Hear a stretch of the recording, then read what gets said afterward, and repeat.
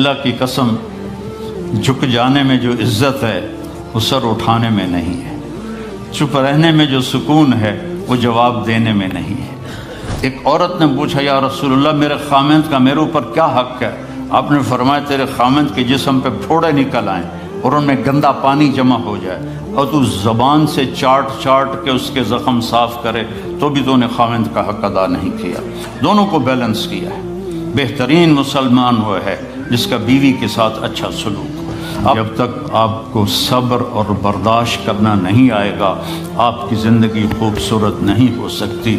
غصے کو پینا سیکھو، غصے کو دبانا سیکھو، غصے کے وقت چپ رہنا سیکھو تو آپ کی زندگی بڑی خوبصورت ہو جائے گی۔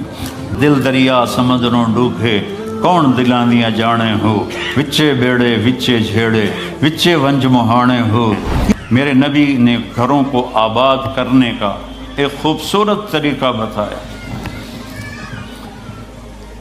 کہ اس زبان پہ قابو کر لو، اس زبان پہ قابو کر لو، خاموش رہنا سیکھ لو۔ غصے کے بیوی کو غصہ چڑھ جائے تو خامند چپ کر جائے، خامند کو غصہ چڑھے تو بیوی چپ کر جائے تو آپ کا گھر خوبصورت رہے گا۔ اگر دونوں ہی آگ لگ گئی اور دونوں ہی بولنا شروع ہو گئے تو آپ بھی گئے، آپ کے بچے بھی گئے۔ اپنی زبان پہ قابو پانا سیکھو۔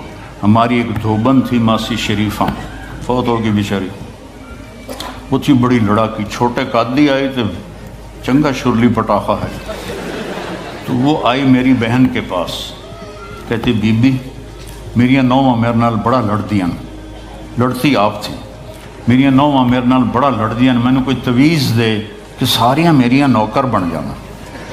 اب میری بہن کو تو پتہ تھا کہ ماشاءاللہ آپ سوا سیر ہے، تو میری بہن تویز گنڈے کا ہمارے ملک میں بڑا رواج ہے، تو ایسے الٹی سیدھے لکیریں لگا کے نا تو رول کر کے چھوٹا سا بنا کے نا کہا کہ ماسی جب تیری لڑائی ہونے لگے تو یہ تعویذ تم نے یہاں رکھ لینا اور چک مار لینا ایسے، اور اس کو گرنے نہیں دینا، گر گیا تو وہ تیری خیر کوئی نہیں۔ اور اس نے کیا کیا، اس کو چپ کروانے کا طریقہ، تو تعویذ کی تو بڑی اہمیت ہوتی ہے۔ تو ایک ہفتے کے بعد آ گئی، بی بی تو بڑا چنگا تویز دیتا، ساری لڑائی ختم ہو گئی کیونکہ ماسی شریفہ چپ ہو گئی۔ تو یہ سب ان عورتوں کو بھی تعویذ دیتا ہوں، ماسی شریفہ والا آپ کو بھی دیتا ہوں، ماسی شریفہ والا تعویذ لے لو، آپ کی زندگی بڑی خوشحال ہو جائے گی۔ اللہ کی قسم جھک جانے میں جو عزت ہے وہ سر اٹھانے میں نہیں ہے، چپ رہنے میں جو سکون ہے وہ جواب دینے میں نہیں ہے۔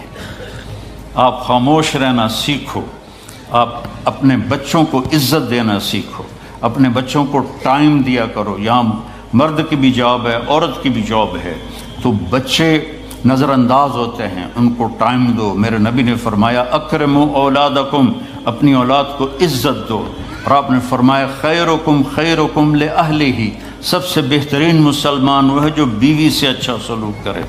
اور ایک عورت نے پوچھا یا رسول اللہ میرے خامند کا میرے اوپر کیا حق ہے؟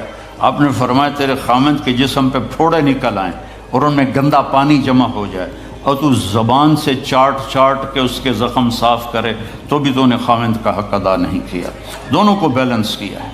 بہترین مسلمان وہ ہے جس کا بیوی کے ساتھ اچھا سلوک ہو۔ آپ نے 11 شادیاں کی، یہ شوق کی نہیں تھیں، یہ اللہ کے حکم کی تھیں اور ہمیں زندگی سمجھانے کے لیے تھیں کہ آپ یہاں رہو یا کہیں اور جگہ رہو، جب تک آپ کو صبر اور برداشت کرنا نہیں آئے گا آپ کی زندگی خوبصورت نہیں ہو سکتی۔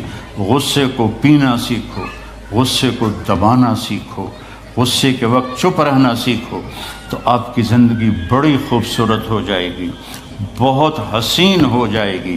زندگی اندر ہے، باہر نہیں۔ اب رولز رائس میں چڑھ کے کوئی اچھی زندگی نہیں گزار رہا ہے، لائف تو اندر ہے۔ دل دریا سمندروں ڈوبے کون دلاندیاں جانے ہو، وچے بیڑے وچے جھیڑے وچے ونج مہانے ہو۔ یہ اندر ہے، لائف اندر ہے۔ اور کیا لطف انجمن کا جب دل ہی بجھ گیا ہو، جب اندر بجھا ہوا ہو تو پھر باہر کی چیزیں کوئی مزہ نہیں دیتی۔ عاصم کے مرنے کے بعد ہمیں کوئی شے اچھی نہیں لگتی، حالانکہ لائف ہر نعمت موجود ہے، سب کچھ موجود ہے۔ میرے بیٹے کا نام عاصم تھا جو فوت ہوا ابھی جب 36 سال کی عمر میں، تو کوئی شے اچھی نہیں لگتی کہ اندر ویرانی آ گئی۔ یہ اندر میں خوشحالی ہو، اس کے لیے صرف ایک ہی دوا ہے، وہ ہے محمدی بننا اور محمدی اخلاق کو اختیار کرنا، اللہ کے نبی کے طریقے پر چلتے ہوئے اپنی جان سے لڑائی لڑنا۔ ایک ہمارا دوست تھے، وہ تبلیغ میں گئے تو ان کو داڑھی رکھنے کا شوق ہو گیا، اب بیوی ان کی رکاوٹ بنے کہ داڑھی رکھو گے تو مجھے طلاق دینی ہوگی۔ اب وہ کافی دیر بیچارے سوچتے رہے، ایک دن ان کو ترکیب سوچی، آ کے بیگم سے کہنے لگے میرا جی چاہ رہا ہے کہ میں دوسری شادی کروں، لیکن میں سوچتا ہوں پہلے داڑھی رکھوں یا پہلے شادی کروں۔ تو ان کی بیگم